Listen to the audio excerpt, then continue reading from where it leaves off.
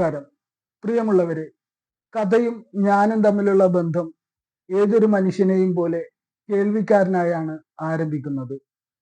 വല്യമ്മ മറിയക്കുട്ടിയിൽ നിന്നും കേട്ട കഥകളിൽ നിന്നാണ് കഥകളുമായി ഞാൻ തീവ്രമായ ആത്മബന്ധം സ്ഥാപിക്കുന്നത്. DC ബുക്സ് പുറത്തിറക്കിയ ഏറ്റവും പുതിയ കഥാസമാഹാരം ലൈല കുൽസുവിലെ ടൈറ്റിൽ കഥ എഴുതാൻ കഴിഞ്ഞതും കേൾവിക്കാരനായി കഥ കേൾക്കാൻ ഇരുന്നത് കൊണ്ട് മാത്രമാണ്. സുഹൃത്ത് സോളമന്റെ പപ്പ ജിമ്മി കെ ആന്റണി അദ്ദേഹത്തിന്റെ ഒരു സുഹൃത്തിനെ കുറിച്ച് പറഞ്ഞ ഓർമ്മ പൊടിപ്പും തൊങ്ങലും വെച്ച് എഴുതിയാണ് ലൈല കുൽസു എന്ന കഥ പിറക്കുന്നത്. ഇത്തരത്തിലാണ് എന്നിൽ ഓരോ കഥയും പിറവിയെടുത്തിട്ടുള്ളത്. കേൾവിക്കാരനായി ഇരുന്ന് മറ്റുള്ളവരുടെ ഓർമ്മകൾ കേട്ട്, മറ്റുള്ള ആളുകളുടെ ജീവിതങ്ങൾ കേട്ട്, അവർ പറഞ്ഞ കഥകൾ കേട്ട് കഥകൾ എഴുതി ശീലിക്കുകയായിരുന്നു എന്നതാണ് കഥ എഴുത്തിൽ മുന്നോട്ടുള്ള ഓരോ വഴിയെയും രൂപപ്പെടുത്തിയത്. എഴുത്ത് മാത്രമായി ഒരിക്കലും മുന്നോട്ടു പോവില്ല. എഴുത്തിൽ ഏതൊരു എഴുത്തുകാരനെയും സഹായിക്കുന്നത് അയാൾ കേട്ട കഥകളും അയാൾ വായിച്ച കഥകളും അയാൾ അറിഞ്ഞ അനുഭവിച്ച ജീവിതങ്ങളും ആണ്. ജീവിതങ്ങളുടെ അടിസ്ഥാനം കഥയായി രൂപപ്പെടുന്നത് കേൾവിയുടെയും വായനയുടെയും അനുഭവത്തിന്റെയും പുറത്താണ്. കഥകളെ കുറിച്ചുള്ള ഓർമ്മകൾ എല്ലായ്പ്പോഴും ചെന്ന് മുട്ടി നിൽക്കാറുള്ളത് ബാല്യത്തിലാണ്. കളികൾ നിഷേധിക്കപ്പെട്ട്, കൂട്ടുകാർ നിഷേധിക്കപ്പെട്ട്, വീട്ടിൽ അടച്ചിടപ്പെട്ട ഒരു സൂക്കേടുകാരൻ കുട്ടിയായിരുന്നു ഞാൻ. നെഫ്രോട്ടിക് സിൻഡ്രം എന്ന അസുഖം പിടിപെട്ടതിനാൽ സാംക്രമിക രോഗങ്ങൾ എളുപ്പത്തിൽ പകരുമെന്ന ഡോക്ടറുടെ നിർദ്ദേശം കാരണം വീട്ടിൽ അടച്ചിടപ്പെട്ട് വളർത്തിയതിനാൽ കഥകളും കഥപുസ്തകങ്ങളുമായിരുന്നു ബാല്യത്തിൽ കൂട്ടുണ്ടായിരുന്നത്. സ്കൂളിൽ ചേർക്കുന്നതിന് മുമ്പ് തന്നെ കഥകൾ വായിക്കാനും കഥകൾ കേൾക്കാനും ഏറെ താല്പര്യം പ്രകടിപ്പിച്ച കുട്ടിക്ക് മുന്നോട്ടുള്ള വഴിയിൽ ഏകാന്തതയിൽ ആകെ കൂട്ടുണ്ടായിരുന്നത് കഥകൾ മാത്രമായിരുന്നു. അന്ന് കേട്ട കഥകൾ,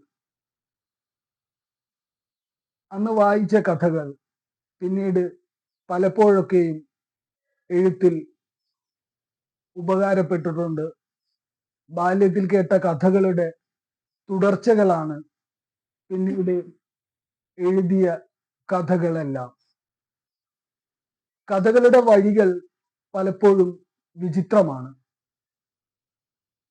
കഥകൾ നമ്മളിലേക്ക് എത്തിച്ചേരുന്നത് പലപ്പോഴും അവിചാരിതവും അപ്രതീക്ഷിതവുമായിട്ടാണ്. എഴുതാൻ വിചാരിച്ച സമയത്ത് ചിലപ്പോൾ നമുക്ക് ആ കഥ എഴുതാൻ കഴിഞ്ഞെന്ന് വരില്ല. കണ്ണൂർ യൂണിവേഴ്സിറ്റി കലോത്സവത്തിൽ വീട്ടിലേക്ക് ഇനിയും ഒരുപാട് ദൂരമുണ്ട് എന്ന വിഷയത്തിൽ കഥ എഴുതാൻ കഴിയാതെ വരികയും ആ വ്യസനത്തെ, കഥ എഴുതാൻ കഴിഞ്ഞില്ല എന്ന ആ സങ്കടത്തെ മനസ്സിലിട്ട് നീറ്റുകയും പിന്നീട് മാസങ്ങളെടുത്ത് എഴുതിയ കഥയാണ് പടച്ചോന്റെ ചിത്രപ്രദർശനം.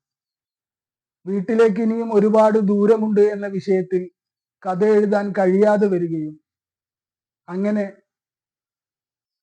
ആ വിഷമത്തെ, റൈറ്റേഴ്സ് ബ്ലോക്കിന്റെ വ്യസനത്തെ മറികടക്കാനായി ബാല്യകാലത്തെ ഓർമ്മ ഒരു കുറിപ്പായി എഴുതി തുടങ്ങുകയായിരുന്നു. എൻ്റെ ഉമ്മയുടെ അനിയത്തി, ഏറ്റവും പ്രിയപ്പെട്ട കുഞ്ഞിമ്മ അസ്മാബിയെ കുറിച്ച്, അവരുടെ പൂച്ചപ്രേമത്തെക്കുറിച്ചും അവരുടെ ശീലങ്ങളെക്കുറിച്ചും എഴുതിയത് പിന്നീട് കഥയായി രൂപപ്പെട്ടതായിരുന്നു പടച്ചോന്റെ ചിത്രപ്രദർശനം. പടച്ചോന്റെ ചിത്രപ്രദർശനത്തിനകത്തെ ആ കഥാസമാഹാരത്തിനകത്തെ ഒരു കഥയാണ് മുണ്ടുപറമ്പിലെ ചെങ്കൊടി കണ്ട ബദർ യുദ്ധം. ആ കഥയുടെ പിറവി വളരെ വിചിത്രവും അതോടൊപ്പം തന്നെ ആ കഥ എഴുതേണ്ടത് ഒരു സാമൂഹ്യ ഉത്തരവാദിത്തമായും ഞാൻ ഇപ്പോഴും ആ കഥ എഴുതിയ കാലത്തും കരുതുന്നു. ആ കഥയുടെ പിറവി വളരെ അപ്രതീക്ഷിതമായ ഒരു യാത്രയായിരുന്നു. കോഴിക്കോട്ടേക്കുള്ള യാത്രക്കിടയിൽ കണ്ട ഒരു ഫ്ലെക്സ് ബോർഡാണ് ആ കഥയുടെ പിറവിക്ക് കാരണം.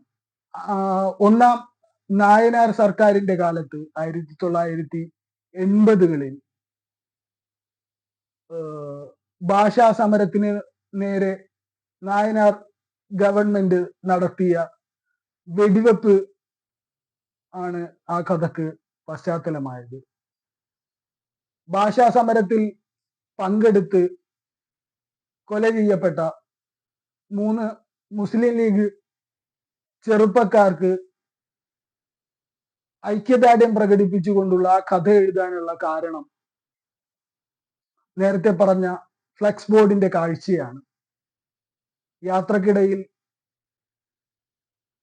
ഭാഷാ സമരത്തിന് പങ്കെടുത്ത് മരണപ്പെട്ട ചെറുപ്പക്കാർക്ക് അവരുടെ മരണത്തിന് അഭിവാദ്യം അർപ്പിച്ചുകൊണ്ടുള്ള അവരോട് ഐക്യപ്പെട്ടുള്ള ആ ഫ്ലെക്സ് ബോർഡിൽ നിന്നാണ് എന്താണ് ഭാഷാ സമരം എന്നതിനെ കുറിച്ച് അന്വേഷിക്കാനും അതേക്കുറിച്ച് ഒരു കഥ എഴുതാനും എന്നെ പ്രേരിപ്പിച്ചത്.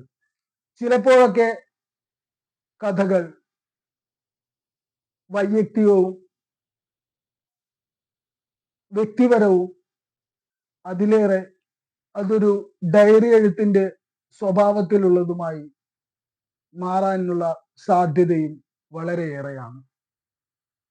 വായനയും കേൾവിയും മാത്രമല്ല, അനുഭവവും കഥയായി മാറാം. വളരെ അരക്ഷിതമായ കാലത്ത് എനിക്ക് ചുറ്റുമുള്ള ജീവിതത്തെയും എൻ്റെ തന്നെ ജീവിതത്തെയും അടയാളപ്പെടുത്താനുള്ള ശ്രമമായിരുന്നു എഡിറ്റിംഗ് നടക്കുന്ന ആകാശം എന്ന നോവൽ. ഞാൻ കാരണം, അല്ലെങ്കിൽ എന്നിലെ ടോക്സിക് കാമുകൻ കാരണം എഴുത്തു നിർത്തിയ മഷി എന്ന തൂലികാനാമത്തിൽ എഴുതിയിരുന്ന അക്കാലത്തെ എൻ്റെ പ്രണയിനിയോട് മാപ്പ് ചോദിച്ച് അവളോട് പെരുമാറിയ കാര്യങ്ങളിലെ കുറ്റബോധം ഉള്ളിലിട്ട് നീറിയതുകൊണ്ട് അവൾക്ക് എഴുതിയ ഒരു നീളൻ പ്രേമലേഖനത്തിന്റെ രൂപത്തിൽ എഴുതപ്പെട്ട ഒരു കഥയാണ്, അല്ലെങ്കിൽ ഒരു നീളൻ പ്രേമലേഖനമാണ് എഡിറ്റിംഗ് നടക്കുന്ന ആകാശം എന്ന നോവൽ. എഡിറ്റിംഗ് നടക്കുന്ന ആകാശത്തിന്റെ പിറവി വളരെ വ്യക്തി കേന്ദ്രീകൃതമായ അനുഭവങ്ങളിൽ നിന്നാണ്. ആ കഥ എഴുതാനുള്ള കാരണങ്ങളിൽ ഒന്ന് അക്കാലത്ത് ഇടപെട്ട സമരങ്ങളും അതേ തുടർന്നുണ്ടായ ഭരണകൂടത്തിന്റെ ഇടപെടലുകളും അരക്ഷിതമാക്കപ്പെട്ട ഞങ്ങളുടെ സൗഹൃദവും അക്കാലത്തെ ജീവിതവുമായിരുന്നു. കഥകളെ കുറിച്ചുള്ള ഓർമ്മകൾ വിചിത്രമായ വഴികളിലൂടെ സഞ്ചരിക്കുമ്പോൾ തന്നെ അത് പലപ്പോഴും ഓർമ്മകളിൽ അസ്വസ്ഥതയുണ്ടാക്കുന്ന തരത്തിൽ ഇടപെട്ടുകൊണ്ടിരിക്കുന്ന അനുഭവങ്ങൾ കൂടിയാണ്. ചിലപ്പോഴൊക്കെ നല്ലൊരു വായനക്കാരനായിരിക്കുക എന്നത് എഴുത്തിന് ക്രിയാത്മകമായ സഹായമായി മാറാറുണ്ട്.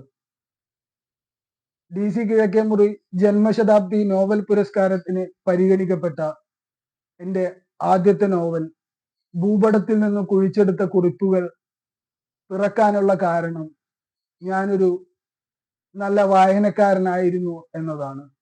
ഞാൻ ജനിച്ചു വളർന്ന നാട്ടിലെ മഹാത്മാ വായനശാലയിൽ അംഗമായതും അവിടെ നിന്ന് പുസ്തകങ്ങൾ എടുത്ത് വായിക്കാൻ തുടങ്ങിയതും ആണ് എന്നെ ഭൂപടത്തിൽ നിന്ന് കുഴിച്ചെടുത്ത കുറിപ്പുകൾ എന്ന നോവൽ എഴുതാൻ പ്രേരിപ്പിക്കുന്നത്. മഹാത്മാ വായനശാല അതിന്റെ ജൂബിലിയോടനുബന്ധിച്ച് പുറത്തിറക്കിയ ചൂട്ട് എന്ന സുവനീറിൽ നിന്നാണ് തണ്ണീർക്കോട് എന്ന ദേശത്തെക്കുറിച്ചും ആ ദേശത്തിലെ മനുഷ്യരെക്കുറിച്ചും അവരുടെ കഥകളും ഞാൻ അറിയുന്നത്. ഈ കഥകൾ എൻ്റെതായ രീതിയിൽ ഞാൻ ആവിഷ്കരിക്കുകയാണ് ഭൂപടത്തിൽ നിന്ന് കുഴിച്ചെടുത്ത കുറിപ്പുകളിൽ ചെയ്തിട്ടുള്ളത്. വായനയും കേൾവിയും അനുഭവവും കഥക്ക് അടിസ്ഥാനമാകുന്നതിൻ്റെ മറ്റൊരു ഉദാഹരണമാണ് ആൺകഴുതകളുടെ സാനഡു എന്ന കഥ. ഒരിക്കൽ കഥ എഴുതാനായി സുഹൃത്ത് അനന്തുവിൻ്റെ അട്ടപ്പാടിയിലുള്ള താമസ സ്ഥലത്തേക്ക് പോവുകയും അവൻ അന്ന് താമസിച്ചിരുന്ന വീടിന് ഇട്ടിരുന്ന പേര് സാനഡു എന്നായിരുന്നു. എന്താണ് സാനഡു എന്ന വാക്കിന് അർത്ഥമെന്ന് കൗതുകത്തോടെ അവനോട് ആരാഞ്ഞപ്പോൾ അവൻ സാനഡു എന്താണെന്ന് എനിക്ക് പറഞ്ഞു തന്നു. സാനഡു എന്നാൽ മാന്ത്രിക കൊട്ടാരം എന്നാണ് അർത്ഥം. മജീഷ്യൻ മാൻഡ്രേക്കിന്റെ കാമുകിയുടെ കൊട്ടാരത്തിന്റെ പേര് സാനഡു എന്നാണ്. മജീഷ്യൻ മാൻഡ്രേക്കിന്റെ കാമുകി നർദയുടെ കൊട്ടാരത്തിന്റെ പേര് മാത്രമല്ല സാനഡു. കോൾറിഡ്ജിന്റെ കുബ്ലാഖാൻ എന്ന കവിതക്കകത്ത് കുബ്ലാഖാന്റെ കൊട്ടാരത്തിന് പറയുന്ന പേരും സാനഡു എന്നാണ്. നമ്മുടെ മുൻ മന്ത്രിയായിരുന്ന KR ഗൗരിയമ്മയുടെ മന്ത്രിമന്ദിരത്തിന്റെ പേര് സാനഡു എന്നായിരുന്നു. സാനഡു എന്നാൽ മാന്ത്രിക കൊട്ടാരം എന്നാണ് അർത്ഥം. അതിനാൽ സാനഡു എന്ന വാക്കിന്റെ അർത്ഥത്തെ അല്ലെങ്കിൽ അന്ന് അനന്തു പറഞ്ഞു കേട്ട കഥകളെ ആവിഷ്കരിക്കാനുള്ള ശ്രമമായിരുന്നു സാനഡു എന്ന കഥ, ആൺകഴുതകളുടെ സാനഡു എന്ന കഥ. ആൺകഴുതകളുടെ സാനഡു എന്ന കഥാസമാഹാരത്തിനകത്തെ മറ്റൊരു കഥയായ ചീരുവിന്റെ ഭഗത് സിംഗ് എന്ന കഥയുടെ പിറവിയും ആലോചനയിൽ അത്ഭുതവും അതിലേറെ അവിശ്വസനീയതയും ഉണ്ടാക്കുന്ന കഥയാണ്. ഭഗത് സിംഗിനെ കുറിച്ച് ഒരു ലേഖനം എഴുതാൻ വേണ്ടി അദ്ദേഹത്തിന്റെ ജീവിതത്തിൽ സംഭവിച്ച കാര്യങ്ങളെ കുറിച്ചുള്ള വിശദാംശങ്ങൾ ശേഖരിക്കുന്നതിനിടയിലാണ് അദ്ദേഹത്തിന് നേരിട്ട നീതി നിഷേധങ്ങളെ കുറിച്ച് അറിയുന്നത്. ആ ഒരു സാഹചര്യത്തിൽ ഭഗത് സിംഗിനെ കുറിച്ച് എഴുതാനുള്ള ആഗ്രഹം ഉടലെടുക്കുകയും അദ്ദേഹത്തിന് ഒരു ഫാൻ ഗേൾ ഉണ്ടായിരുന്നെങ്കിൽ അവൾ അദ്ദേഹത്തെ കാണാൻ ഒരു യാത്ര പുറപ്പെട്ടിരുന്നെങ്കിൽ എങ്ങനെ എന്ന ചിന്തയിൽ നിന്നാണ് ചീരുവിന്റെ ഭഗത് സിംഗ് എന്ന കഥയുടെ ആരംഭം. ഭഗത് സിംഗിന്റെ ഫാൻ ഗേളിന് ചീരു എന്ന് പേരിടുകയും ചീരുവിന്റെ ഭഗത് സിംഗ് എന്ന് കഥക്ക് ഒരു പേര് നൽകി ആ കഥ എഴുതാൻ ഒരുപാട് നാൾ തീവ്രമായി ശ്രമിക്കുകയും ആ ശ്രമങ്ങളെല്ലാം നീണ്ടു പോവുകയും ചെയ്തു. കഥക്ക്, കഥാപാത്രങ്ങൾക്കും കഥക്കും പേരായിട്ടും കഥ മാത്രം സാധ്യമാകാത്ത 1.5 വർഷങ്ങൾക്ക് ശേഷം ഒരു രാത്രി ഞാൻ ആ കഥ എഴുതാനിരിക്കുകയും 2 പാരഗ്രാഫുകൾക്ക് ശേഷം കഥ വഴിമാറി മറ്റൊരു കഥയെ എഴുതാൻ തുടങ്ങുകയും ചെയ്തു. രണ്ടാമത് എഴുതി തുടങ്ങിയ കഥ ഏതാനും പാരഗ്രാഫുകൾക്ക് ശേഷം മറ്റൊരു കഥയിലേക്ക് തെന്നിമാറി. ഒടുക്കം മൂന്നാമത് എഴുതി തുടങ്ങിയ കഥ പൂർത്തിയാവുകയും അതിനുശേഷം രണ്ടാമത് എഴുതിയ കഥ എഴുതി തീർത്ത് ചീരുവിന്റെ ഭഗത് സിംഗ് എഴുതി അവസാനിപ്പിച്ചു.